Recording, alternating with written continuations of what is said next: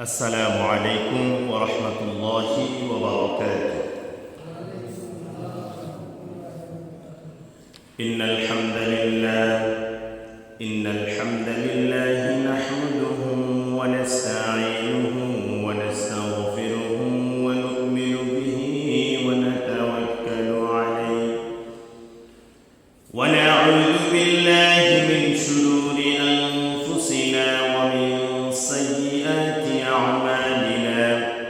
من يهده الله فلا مضل له ومن يضلل فلا هادي له فلن تجد له وليا مرشدا.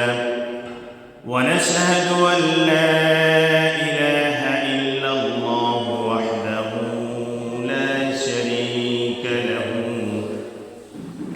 والذي لا زد له ولا ند له لا مثل له ولا مثيل له لا وزير له ولا كفيل له لا شبه له ولا شبيه له وهو الله واحد أحد صمد فرد لم يلد ولم يولد ولم يكن له كفوا أحد. ونشهد أن سيدنا وحبيبنا وحبيب ربنا وطبيب أرواحنا وبشيرنا ونذيرنا وشفيعنا ومولانا محمدا عبد الله ورسوله أرسله الله تعالى بالحق بشيرا ونذيرا وداعيا إلى الله بإذنه وسراجا منيرا. أما بعد فقد قال الله تعالى في كلامه المجيد وفي فرقانه الحميد. أعوذ بالله من الشيطان الرجيم ببركة بسم الله الرحمن الرحيم. يا أيها الذين آمنوا اركعوا واسجدوا واعبدوا ربكم وافعلوا الخير لعلكم تفلحون. قال رسول الله صلى الله عليه وسلم عن معاذ قال أوصاني رسول الله صلى الله عليه وسلم ب10 كلمات. قال لا تشرك بالله شيئا وإن قتلت وحرقت ولا تعقن والديك وإن آمرك أن تخف أهلك ومالك ولا تتركن الصلاة مكتوبة متعمدا فإن من ترك الصلاة مكتوبة متعمدا فقد برئت منه ذمة الله. ولا تشربن خمرا فإنه راس كل فاحشة وإياك والمعصية فإن بالمعصية حل سخط الله عز وجل. وإياك والفرار من زحف وإن هلك الناس وإذا أصاب الناس موتا وأنت فيهم فاثبت وأنفق على عيالك من طولك ولا ترفع عنهم عصاك وأخف في الله.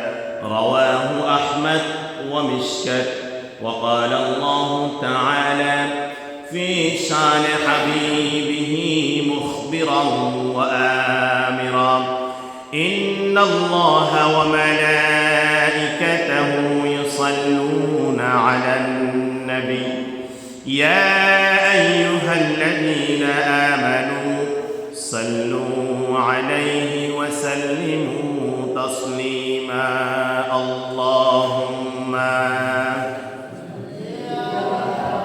سيدنا مولانا محمد وعلى آل سيدنا مولانا محمد اللهم سيدنا مولانا محمد وعلى آل سيدنا مولانا محمد بلغ العلا بكماله كشف الدجى بجماله حسنت جميع وخصاله صلوا عليه وآله أكبادنا مجروحة من سيف هجرة المصطفى طوبى لأهل بلدة فيها النبي المحتشم بلغ العلا بكماله كشف الدجى بجماله حسنت جميع وخصاله صلوا عليه وآله قل سبحان الله والحمد لله لا إله إلا الله سبحان الله والحمد لله لا إله إلا الله سبحان الله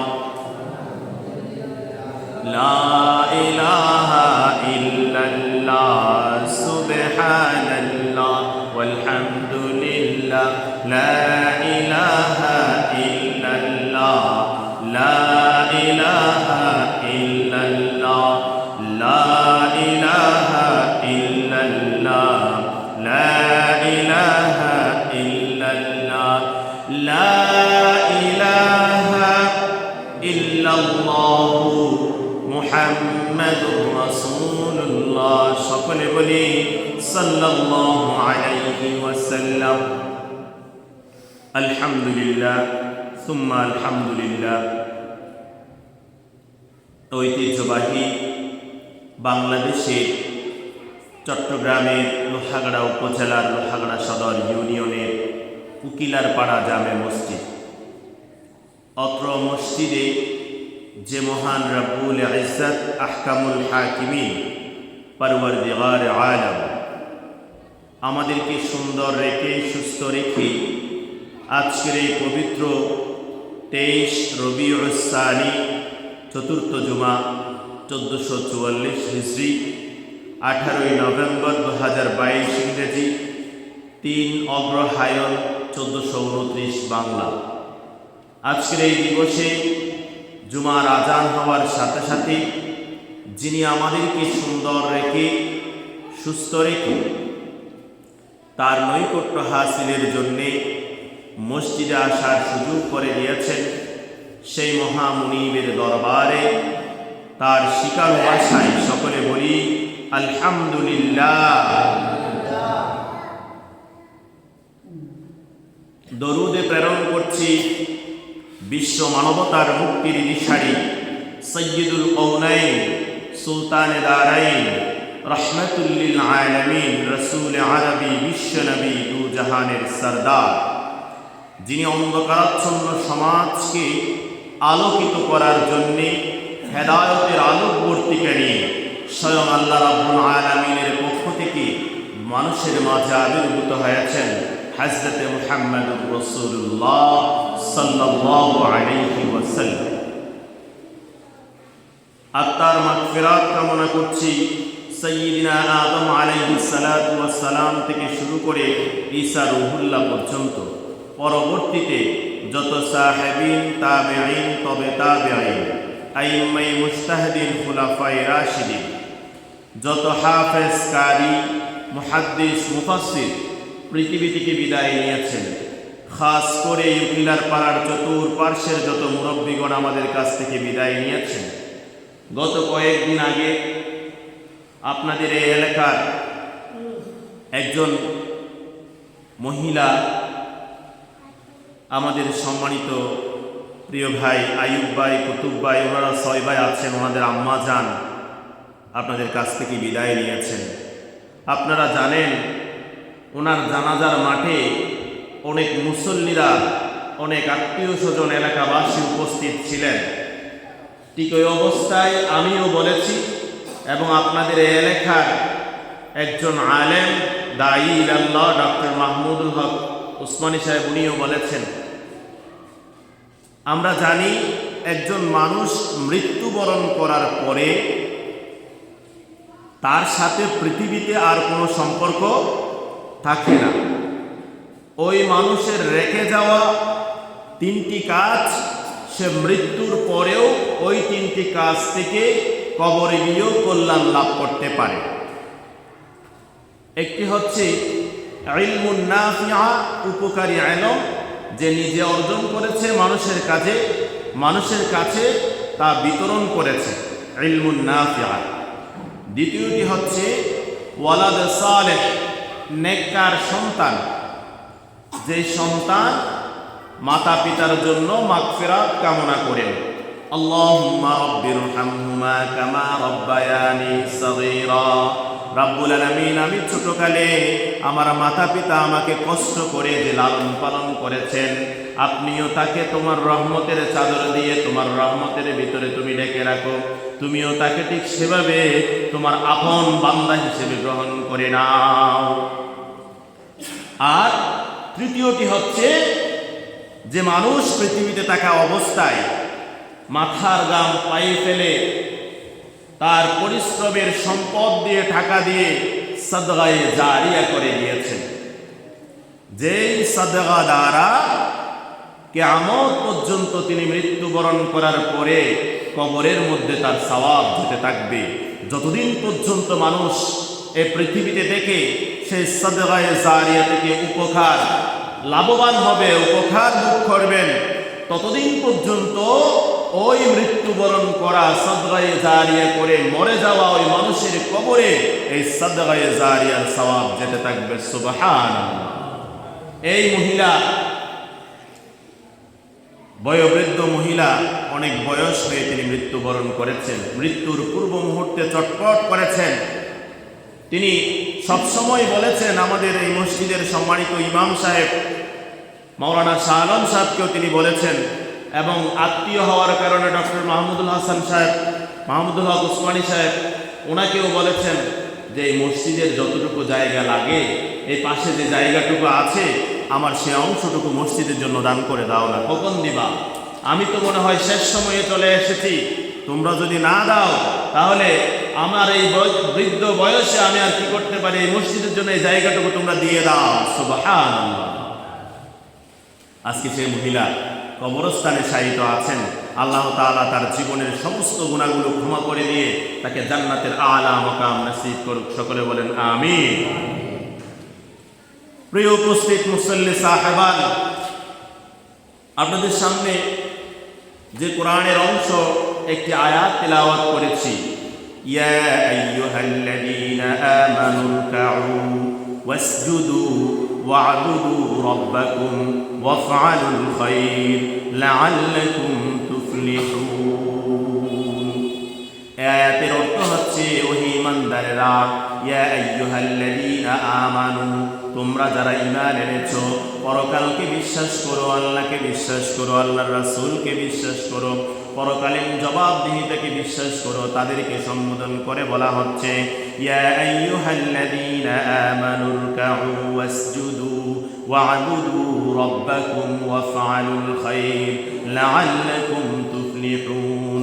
ওহে ঈমানদাররা, তোমরা রুকু করো, সিজদা করো, তোমরা রুকু করো, সিজদা করো, ইয়া আইয়ুহাল্লাযীনা আমানু রুকউ ওয়াসজুদু, এই রুকু এবং সিজদাই হচ্ছে ওয়াবুদু, রুকু এবং সিজদার মাধ্যমে তোমরা আল্লাহর ইবাদত করো, আল্লাহর গোলামি করো, আল্লাহর বান্দাগি করো।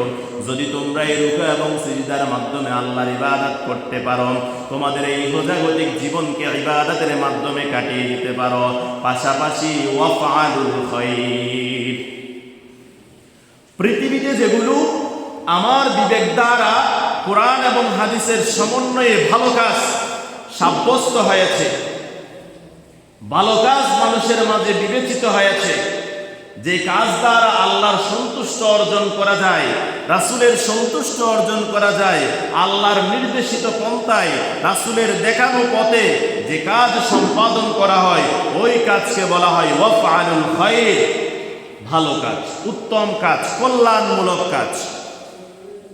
রুকু এবং সিজদার পাশাপাশি আল্লাহর ইবাদত করো এবং পৃথিবীতে আল্লাহ নির্দেশিত, রাসূল সাল্লাল্লাহু আলাইহি ওয়াসাল্লাম প্রদর্শিত দেখানো যে ভালো কাজগুলো আছে, তোমরা সেগুলো করলে পরেই লাআল্লাকুম তুফলিহুন, আশা করা যায় তোমরা সফল কাম হবে। তোমাদের মধ্যে কে আছো সফল হতে চাও? সেই সফলতা নিহিত রয়েছে এই নামাজের মাধ্যমে, সফলতা নিহিত রয়েছে কোরআনের ভিতরে, সফলতা নিহিত রয়েছে ইসলাম ধর্মের যত ধর্মীয় সংস্কৃতি, যত ধর্মীয় বিধিবিধান আছে সেগুলোর মাধ্যমে। আমাদের মুয়াজ্জিন সাহেব প্রতিদিন 5 বার নামাজের মধ্যে আমাদেরকে আহ্বানের সময় বলে হাইয়া আলাল ফালাহ, হাইয়া আলাল ফালাহ। গতানুগতিক আওয়াজের মাধ্যমে আমরা শুনি, কিন্তু সেই শোনা আমরা যথাযথভাবে জবাব দিতে পারি না। যারা যথাযথভাবে জবাব দিয়েছেন তারা এই কনকনে শীতের মধ্যে ভোর রাতে যখন ফজরের আজান হয়, তারা আর কম্বল জড়িয়ে, ল্যাপ তোশক বেড জড়িয়ে তারা ঘুমিয়ে থাকতে পারে না। সুতরাং সফলতা তাদের জন্য যারা কনকনে শীতে, মুষলধারে বৃষ্টিতে, প্রচণ্ড গরমে 5 ওয়াক্ত নামাজে এসে, মসজিদে এসে রুকু এবং সিজদার মাধ্যমে আল্লাহর ইবাদতে মগ্ন হয়েছে। ইয়া আইয়ুহাল্লাযীনা আমানু রুকউ ওয়াসজুদু ওয়া'বুদু রাব্বাকুম, এটার মাধ্যমে তোমাদের রবের ইবাদত করেছো তোমরা, ওয়াফআলুল খায়র, এবং ভালো কাজ করেছো, লাআল্লাকুম তুফলিহুন, আশা করা যায় তোমরাই সফল খাও।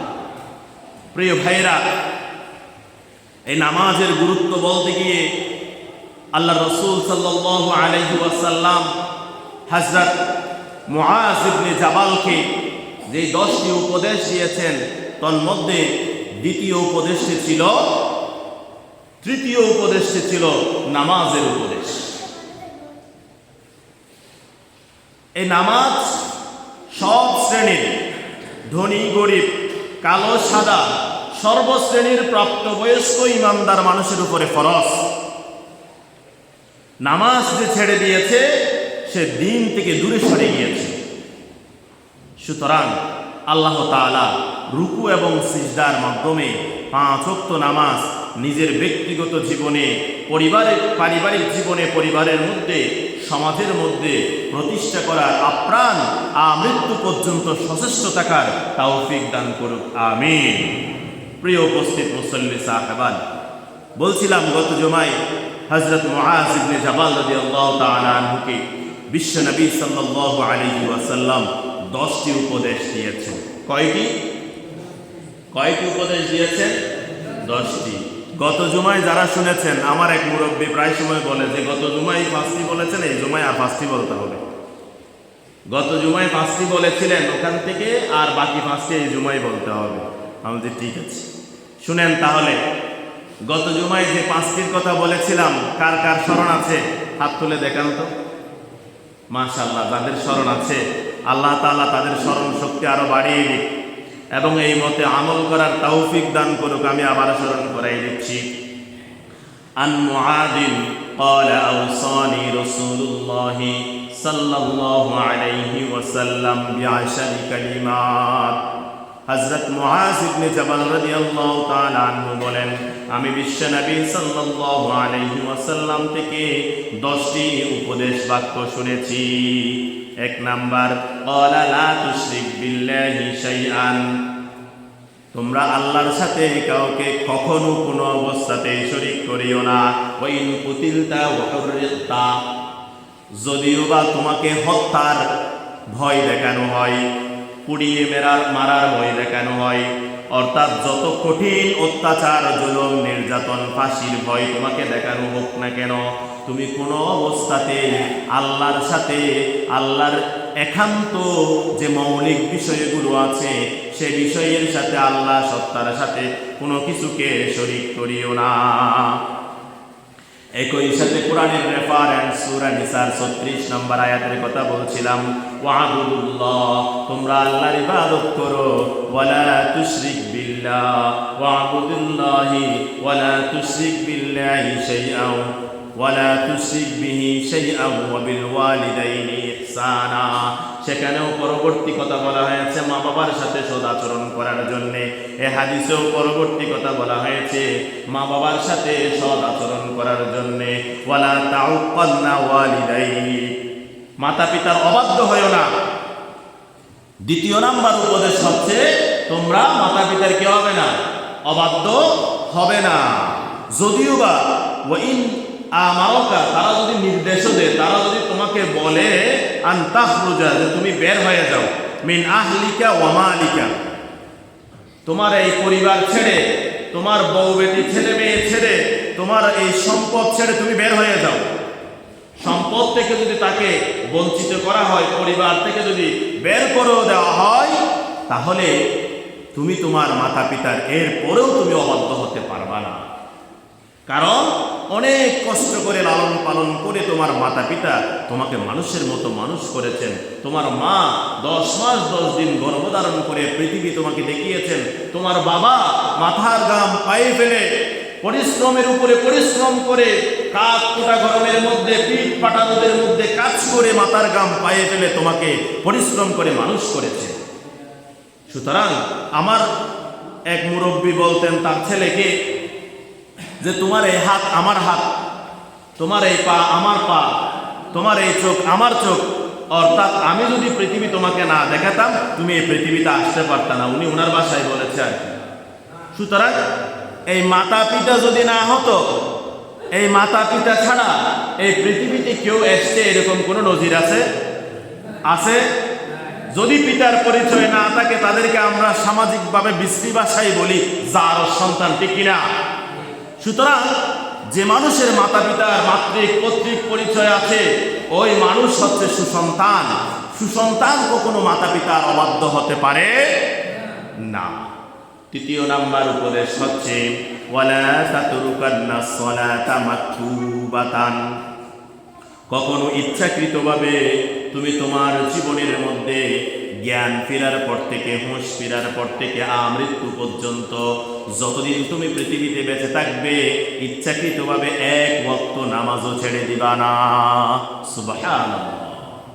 যদি কেউ তোমাদের মধ্যে 1 ওয়াক্ত নামাজ ইচ্ছাকৃতভাবে ছেড়ে দেয়, অনিচ্ছাই নয়, না জেনে নয়, হঠাৎ কষ্টের মধ্যে পড়ে নয়, ইচ্ছাকৃতভাবে আজান হচ্ছে, চায়ের দোকানে পায়ের উপর পা তুলে দিয়ে বসে বসে মুখে চা চুমুক দিতে দিতে মানুষের বদনাম করতে পারে, কিন্তু মসজিদে আজান হয়েছে সে এই ব্যাপারে বেখবর আছে।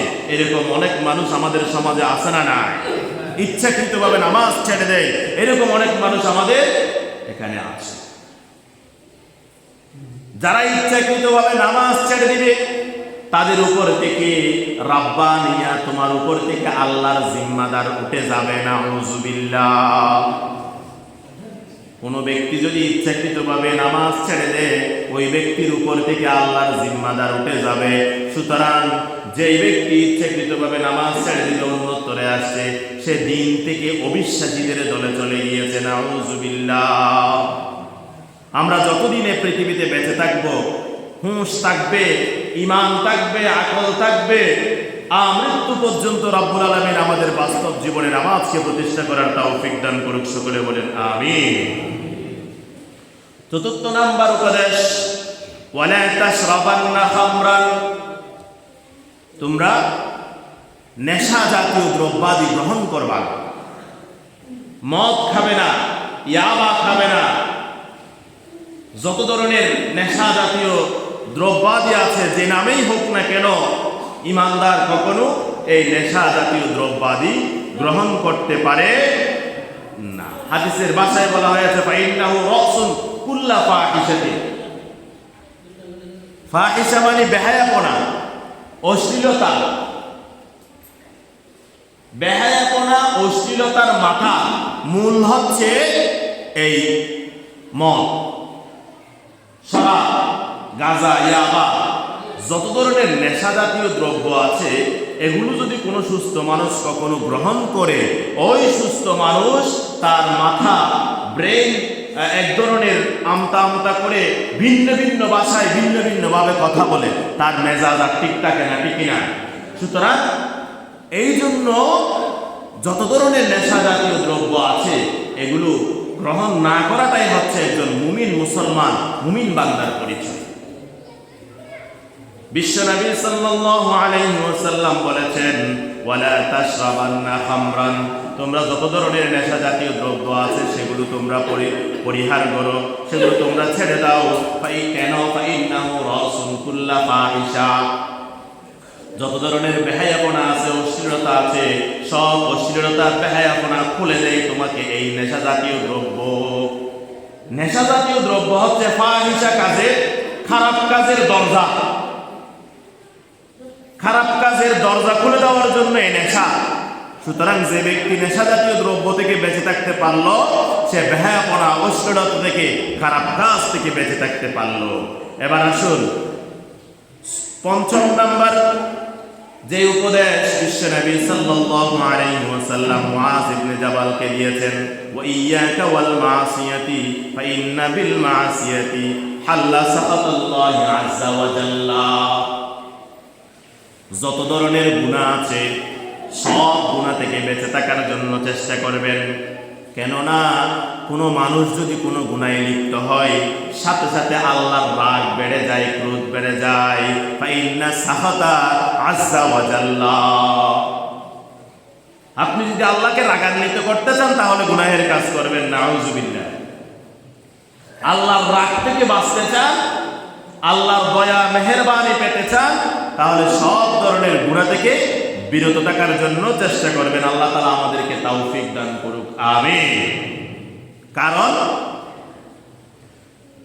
আপনার তেমন বেশি ভালো আমল করার দরকার নাই, যা যতটুকু সামর্থ্য অনুযায়ী আপনি ভালো কাজ করবেন। কিন্তু গুনাহের কাজ করলে পরে আল্লাহর রাগ বেড়ে যায়। গুনাহের কাজ করলে পরে আপনার জাহান্নামের একটা টিকেট, জাহান্নামের একটা বস্তু আপনার মাথার উপরে এসে যায়। তাওবা না করা পর্যন্ত এই বস্তু মাথা থেকে পড়ে যায় না, মাথা থেকে সরে যায় না।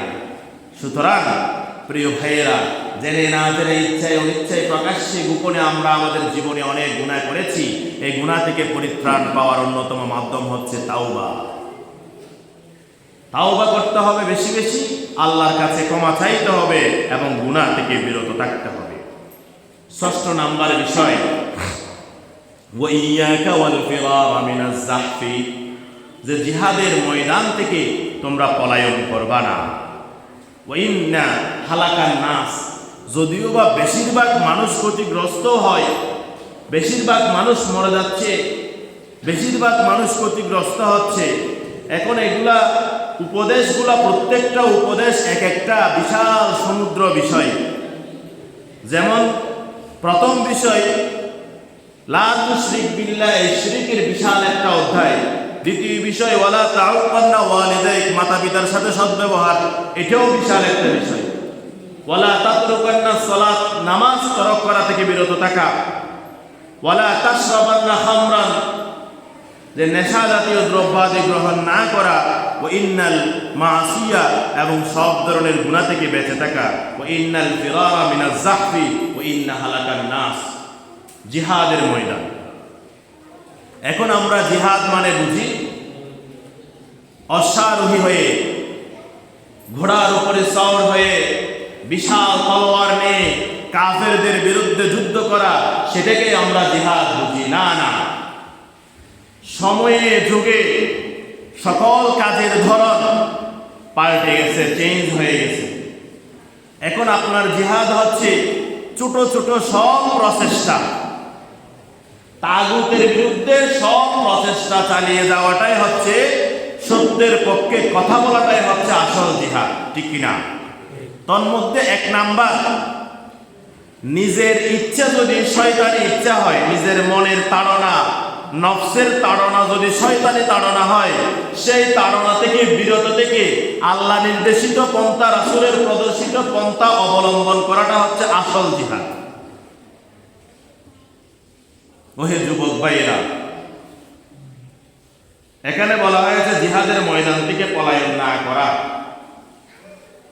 এই জিহাদের ময়দান আপনি যেখানে এসছেন, বর্তমানে এই পৃথিবীতে আছেন, এখন হচ্ছে ফিতনার যুগ। ইউটিউব, ভাইবার, মেসেঞ্জার, হোয়াটসঅ্যাপ, ফেসবুক, বিভিন্ন ধরনের তথ্য প্রযুক্তি, অনলাইন মিডিয়ার মাধ্যমে বিভিন্ন ধরনের অশ্লীলতা, বেহায়াপনার মধ্যে আপনি ঢুকে যাচ্ছেন। 1 নম্বরে নিজের নফসের সাথে যুদ্ধ করে ওই ব্যবহারিত আপনার তথ্য প্রযুক্তিগুলো সব পন্থায় ব্যবহার করতে পারাটাই হচ্ছে আসল জিহাদ। ওহে যুবক ভাইয়েরা, অন্ধকার রুমের মধ্যে ডানে বামে সামনে পেছনে চারিদিকে অন্ধকার বন্ধ রুমের মধ্যে তোমার হাতে মোবাইল আছে, ঠিক ওই মুহূর্তেও তোমার মনে থাকা দরকার তোমার কাঁধের মধ্যে 2 জন সিসি ক্যামেরা ফেরেশতা লাগানো আছে, ঠিক কিনা?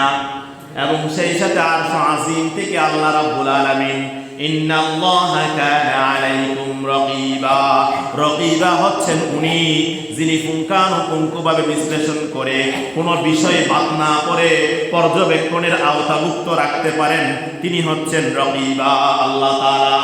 সুতরাং ওমিয়া, ও যুবক ভাইয়েরা, তোমাদের প্রতিটা কাজ, প্রতিটা মুহূর্ত তোমার মনের জল্পনা কল্পনা, শয়তানি তাড়না সব কিছু পর্যবেক্ষণের মধ্যে আছে কার?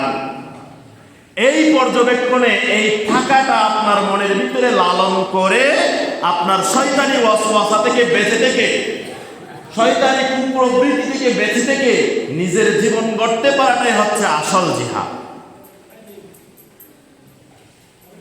এবং সত্যের পক্ষে ভূমিকা রাখতে গিয়ে অনেক মানুষ অপদস্থ, লাঞ্ছিত, অপমানিত হচ্ছে আমাদের সমাজে। তাদের পাশে দাঁড়ানো, তাদের পাশে দাঁড়িয়ে আপনিও সত্যের পক্ষে ভূমিকা রাখা, মাহফিলের পক্ষে ভূমিকা রাখা, দ্বীনি কাজের পক্ষে ভূমিকা রাখা, এটাও জিহাদ। সুতরাং যার অবস্থান থেকে সত্যকে বিজয় করার জন্য প্রচেষ্টা চালিয়ে যাওয়া, মিথ্যাকে ধূলিসাৎ করার জন্য, মিথ্যাকে ধ্বংস করার জন্য ভূমিকা রাখা, সেটাই হচ্ছে আসল জিহাদ।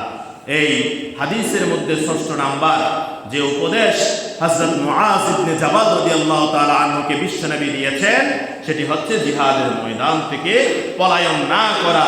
যে সকল মানুষ যদি শয়তানের পক্ষে হয়ে যায়, আপনাকে আল্লাহর পক্ষে থাকার জন্য, সত্যের পক্ষে থাকার জন্য প্রচেষ্টা চালাতে হবে।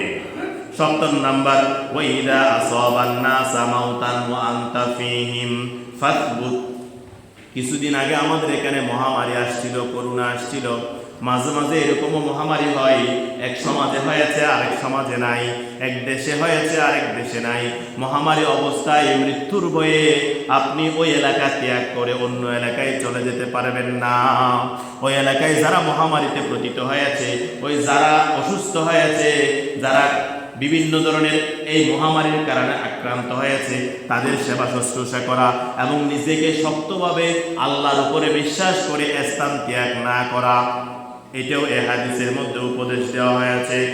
8 নাম্বার উপদেশ আমি খুব দ্রুত শেষ করতে চাচ্ছি। ওয়ানফিক আলা ইয়ালিকা মিন তাওলিক। সবচাইতে বড় ব্যয় হচ্ছে নিজের পরিবারের জন্য ব্যয় করা। নিজের মার সেবা করে না, নিজের বউয়ের চাহিদা পূরণ করে না, নিজের সন্তানের চাহিদা পূরণ করে না। সমাজে সামাজিক ব্যক্তিত্ব সম্পন্ন মানুষ বড় বড় রাস্তা করে, বিভিন্ন ধরনের সামাজিক প্রোগ্রামে দান সদকা করে, বিভিন্ন কাজ করে, কিন্তু নিজের পরিবারের চাহিদা পূরণ করে না, এমন ব্যক্তি আছে না নাই? সুতরাং সমাজের সেবা করার আগে, আমাদের চিটাগের ভাষায় একটা কথা, জনসেবা করার আগে নিজের সেবা করেন, বাইরে ঠিক করার আগে নিজে ঠিক করেন, নিজের পরিবারে ঠিক করেন, নিজের পরিবার পরিজনদেরকে যথাযথভাবে ভালোভাবে তারা চলতে পারে মতো ব্যবস্থা করেন। 9 নাম্বার উপদেশ হচ্ছে ওয়ালা তারফা আনহুম আসাকা, তাদেরকে সেবা শুশ্রূষা করবেন, পরিবার পরিজন গঠন করবেন, ঠিক আছে, কিন্তু তাদের উপর থেকে শাসনের ভার তুলে ফেলবেন না। এটা খুব কঠিন কথা। যেদিন থেকে আমাদের সমাজে মুরব্বী শ্রেণীর লোকেরা ছোট বাচ্চাদেরকে শাসন করা ছেড়ে দিয়েছে, এবং ওই শাসন করা বাচ্চার পিতা যদি ওই মুরব্বীকে এসে শাসায় যে তুমি কে আমার বাচ্চাকে বলা, তুমি কে আমার বাচ্চাকে ভালো পথ দেখানোর, সেদিন থেকে আমাদের সমাজে বেয়াদব বেড়ে গিয়েছে, ঠিক কিনা? সুতরাং নবপ্রজন্ম পৃথিবীর বর্তমান অবস্থা বুঝে না। যারা নতুন নতুন ছোট ছোট ছেলে, তারা ছোট ছোট রোপণকৃত গাছের চারার মতো। জরবুসিবিয়ান কালমাই ফিল বুস্তান, তাকে শাসন করতে হবে সত্যটা বুঝানোর জন্য, সত্যটা পথে চলার জন্য, মানুষের মতো মানুষ গড়ার জন্য প্রয়োজনে তাকে আইনের ভিতরে রেখে প্রহার করতে হবে। জরবুস সিবিয়ান, জরবুন মানে ফিটা, সিবিয়ান মানে ছোট বাচ্চা, কালমাই ফিল বুস্তান, মাউন মানে পানি, বুস্তান মানে বাগান। বাগানের মধ্যে যদি কেউ পানি ডালে, ওই বাগান যেমন ফুলে ফলে সুশোভিত হবে, আপনি ছোট বাচ্চাকে, আপনার অধীনস্থদেরকে যদি শাসনের মধ্যে রাখে, তখন তাদের চলা চরিত্র, ওঠা বসা, নৈতিকতা সবকিছু সুন্দর করে দিবে। সুতরাং বাচ্চাদের উপর থেকে শাসন তুলে ফেলবেন না। সত্যের ক্ষেত্রে, দ্বীনের ক্ষেত্রে, শরীয়তের ক্ষেত্রে, নৈতিকতার ক্ষেত্রে তার উপর আপনাকে কঠোরতা অবলম্বন করতে হবে। অন্যথায় আপনি যখন বৃদ্ধ হবেন, আপনাকে বৃদ্ধাশ্রমে পাঠাবে। অন্যথায় আপনি যখন বৃদ্ধ হবেন, আপনার এই শক্তি যখন চলে যাবে, তার উপর কোনো ধরনের প্রভাব ফেলতে পারবেন না, তখন আপনার অবাধ্য হয়ে যাবে। সুতরাং সময় থাকতে বাচ্চা আপনার অধীনস্থ থাকা অবস্থায়, ছোট থাকা অবস্থায় তার উপরে যথাযথ আইনিভাবে শরিয়া ভিত্তিক শাসন চালাতে হবে। ওয়াকিফ বিল্লাহ। 10 নাম্বার হচ্ছে শাসনের পাশাপাশি বেশি বেশি আল্লাহর ভয় দেখাতে হবে। আল্লাহর ভয় দেখাতে হবে। জাহান্নামের গজব আযাবের কথা তাদেরকে শোনাতে হবে। জান্নাতের সুসংবাদের কথা তাদের কাছে তুলে ধরতে হবে। সমস্ত নবী রাসূলের 3টা কাজের কথা আমি বলছিলাম, এই 3টা কাজের কথা তাদের সামনে তুলে ধরতে হবে। ইয়া আইয়ুহান নবী, হে নবী, ইন্না আরসালনাকা, আমি আপনাদেরকে পাঠিয়েছি, শাহিদান ওয়া মুবাশশিরান ওয়া নাযীরা, সুসংবাদ, সাক্ষী এবং ভীতি প্রদর্শন। সুসংবাদ দিতে হবে সাক্ষী রূপে, তার আখিরাতের কথা সাক্ষী দিতে হবে, আল্লাহ আল্লাহ রাসূলের কথা, কোরআন হাদিসের কথা এগুলো তুলে ধরতে হবে, সত্য বিষয়গুলো তার কাছে তুলে ধরতে হবে। রাব্বুল আলামিন আমাদেরকে বুঝার তৌফিক দান করুন। বড় করে বলেন আমিন। 10টি বিষয়গুলো আমি এক বাক্যে করে আবার স্মরণ করিয়ে দিচ্ছি। যে মানুষ সফল হতে চায়, কোরআনের আয়াত দ্বারা যেটা বলছিলাম, তার পাশাপাশি হাদিসের 10টি উপদেশের কথা আমি আপনাদের সামনে তুলে ধরছিলাম। 1 নাম্বার, শিরিক থেকে বেঁচে থাকতে হবে। 2 নাম্বার, মাতা পিতার অবাধ্য হওয়া যাবে না। 3 নাম্বার, কখনো কোনো অবস্থায় ইচ্ছাকৃতভাবে নামাজ ছেড়ে দেওয়া যাবে না। 4 নাম্বার, কখনো নেশা জাতীয় দ্রব্যাদি গ্রহণ করা যাবে না। 5 নাম্বার, কখনো ইচ্ছাকৃতভাবে গুনাহের কাজে জড়ানো যাবে না। 6 নাম্বার, জিহাদের ময়দান থেকে পলায়ন করা যাবে না। 7 নাম্বার, মহামারী অবস্থায়, খারাপ অবস্থায় নিজের এলাকা ত্যাগ করে অন্যত্র চলে যাওয়া যাবে না। 8 নাম্বার, নিজের পরিবার পরিজনের জন্য সামর্থ্যের ভিতরে অপচয় না করে ব্যয় করতে হবে। 9 নাম্বার, নিজের পরিবার পরিজন, নিজের সন্তান সন্ততি, তাদেরকে যথাসাধ্য আইনের ভিতরে রেখে শাসন করতে হবে এবং বেশি বেশি নিজের সন্তান সন্ততি পরিবার পরিজনকে আল্লাহর ভয় দেখাতে হবে। আল্লাহ রাব্বুল আলামিন এই হাদিসের উপরে আমল করে মৃত্যু পর্যন্ত আমাদেরকে ইসলামের উপরে, তাওহীদের উপরে অটল থাকার তৌফিক দান করুক। সকলে বলেন আমিন। ওমা তাওফীকি ইল্লা বিল্লাহ। আসসালামু আলাইকুম ওয়া রাহমাতুল্লাহ। যারা সুন্নাত আদায় করেন নাই 4 রাকাত সুন্নাত করেন।